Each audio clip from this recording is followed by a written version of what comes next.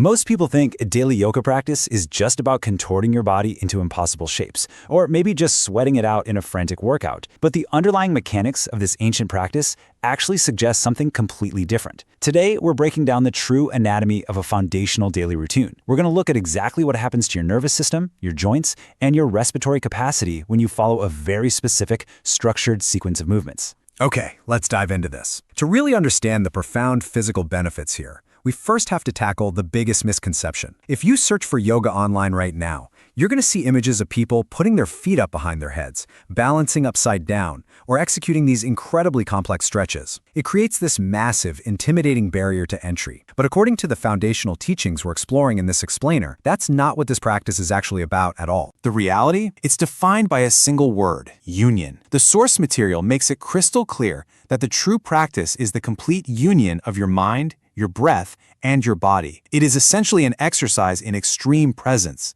I mean, how connected are you to your own breathing right now? How connected are you to the present moment? The core objective isn't about achieving a perfect physical shape. It's about seamlessly pairing every single physical movement with an inhale or an exhale. Let's kick things off with Section 1, the true meaning and the vital mental preparation required. Before a single muscle is even stretched, the practice demands mental prep. And what makes this specific sequence so remarkable is its universal accessibility. The instructor explicitly notes that this gentle, foundational routine is designed for absolute beginners, senior citizens, and is even highly recommended for those managing their periods. You don't even need a fancy specialized mat. You can literally do this on a bed or a rug. But this physical accessibility starts with a mental trigger: intention setting. You begin by sitting up straight, relaxing your shoulders, closing your eyes, and zeroing in on exactly why you are on the floor in the first place. Are you trying to alleviate stress? Are you managing a specific health issue? By establishing a specific goal and taking 5 deep, deliberate breaths, you shift your brain from a state of distraction right into a state of focused intention. You're signaling to your nervous system that it is time to transition. That brings us to Section 2, preparing the foundation. But there's one part of this that most people completely miss when they try to start a new routine. They want to jump straight into the dynamic, sweat-inducing movements. Skipping this foundational step is a massive physiological mistake that basically guarantees you won't make progress. This crucial step is known as Sukshma Vyayama, or foundational joint movements. We're talking about basic, slow rotations of the neck, up and down, side to side, totally synced with the breath. Then moving to the shoulders, inhaling as they go up, exhaling as they roll back.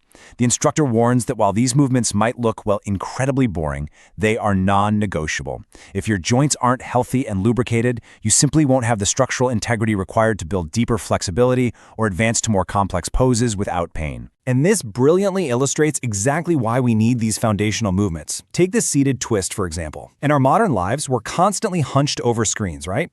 This slouched posture actively reduces the mobility of our backbone and structurally weakens our spine. Worse than that, it physically compresses our lungs, severely decreasing our breathing capacity. By sitting straight and twisting the torso to the left and right, we are physically prying open the chest. We're expanding the rib cage and counteracting that contracted posture, which directly increases lung health. This is immediately followed by interlocking your fingers and pressing your palms directly upward toward the ceiling on an inhale. You are lengthening your entire spine. The source notes that this specific upward, elongating stretch is incredibly effective at eliminating bodily laziness.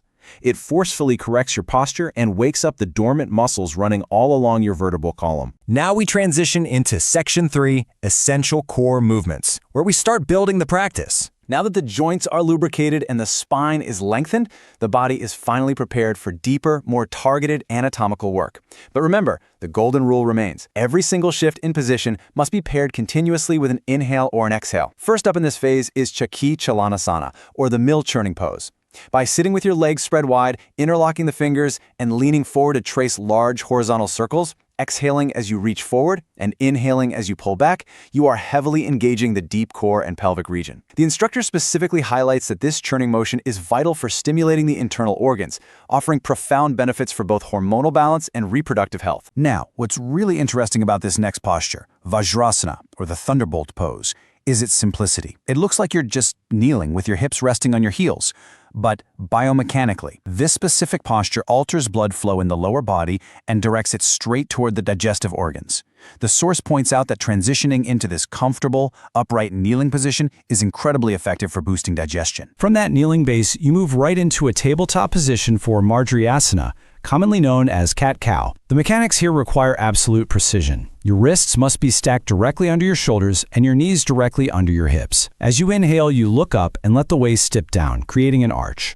As you exhale, you tuck the chin and round the back up toward the ceiling. This alternating spinal flexion and extension is an absolutely essential mechanic for alleviating lower back stiffness and chronic pain. Next up is Section 4, Restoring the Body, which introduces the essential cooling down phase. After generating all that mobility and heat through the core movements, the narrative of the practice dramatically shifts. The body has been worked, and now it requires a highly specific restorative phase to release residual tension and begin actively cooling the nervous system. You lie completely flat on your back for Pamanmuktasana, the wind-relieving pose. By bringing the knees deep into the chest, interlocking the fingers around the shins, and lifting the head on the exhale, you create deep abdominal compression. The instructor advises gently rocking side to side in this tight shape, which acts as a safe, highly effective massage for the lower back right against the floor. But what if you lack the flexibility to tightly interlock your fingers over your knees? The instructor offers a vital piece of advice here. Doing something is always better than doing nothing. If you can only loosely grab your kneecaps, that is perfectly fine. The goal is never to force the body into pain.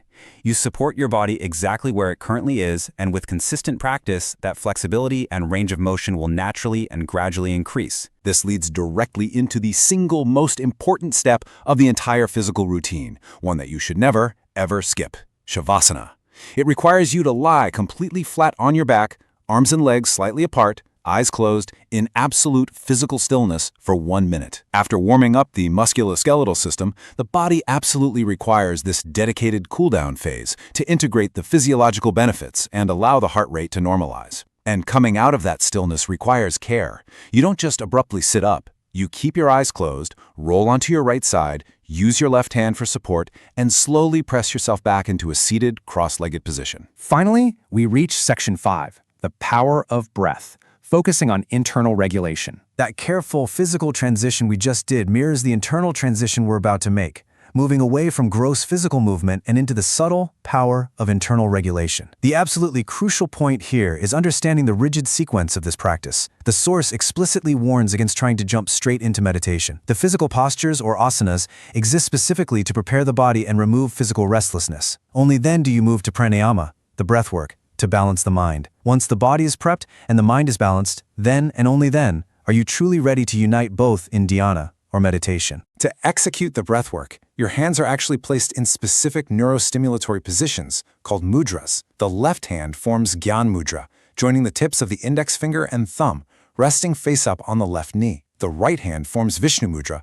folding the index and middle fingers down into the palm, leaving the thumb, ring, and pinky fingers extended. This right hand will act as the physical valve for our breathing technique. We use that right hand for Anulom Vilom, or alternate nostril breathing. You block the right nostril with the thumb and inhale deeply through the left. Then, block the left with the ring finger and exhale through the right. Inhale right, block it, exhale left. That is one complete cycle. The source describes this specific, rhythmic breathing pattern as the ultimate tool for bodily healing. It actively balances the left and right hemispheres of the brain and powerfully downregulates the sympathetic nervous system, shifting you into a state of deep, restorative calm. The physical and respiratory mechanics are now complete, and the practice is closed with sound and heat. Hands are brought together at the chest. A deep breath is taken to chant 1 Om, followed by 3 recitations of Shanti, which means peace. Finally, the palms are rubbed vigorously together to generate thermal heat, and these warm palms are placed right over closed eyes, allowing the practitioner to physically feel the warmth and energy of their completed practice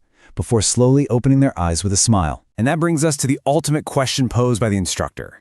Will you say, "One day I'll start," or will today be day 1? We've just explored the precise anatomical and physiological mechanisms of this daily routine, how it lubricates joints, expands lung capacity, massages the internal organs, and chemically regulates the nervous system. The science of this ancient union is incredibly clear. If you found this explainer useful, make sure to subscribe to SciTech 26 for more science-backed explainers that make complex topics simple.